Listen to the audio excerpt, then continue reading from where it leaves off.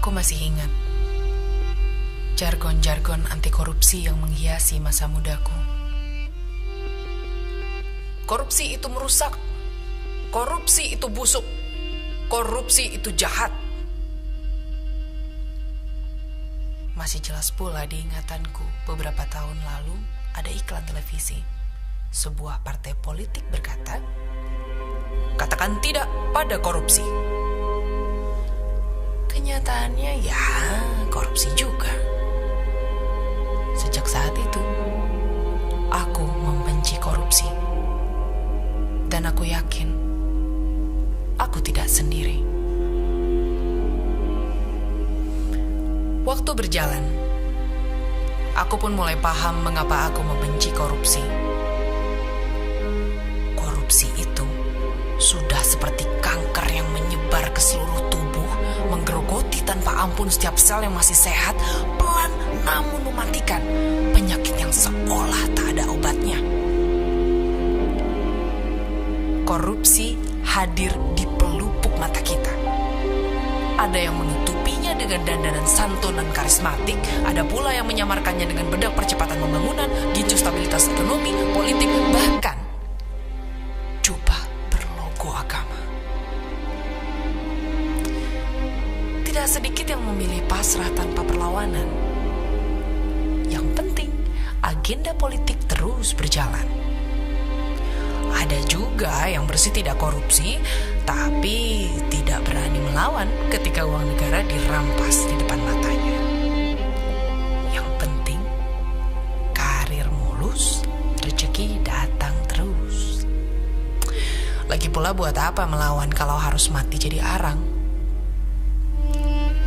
Gugur satu, belum tentu tumbuh 1000. Harapan seakan hilang, tertutup oleh gelapnya keputusasaan.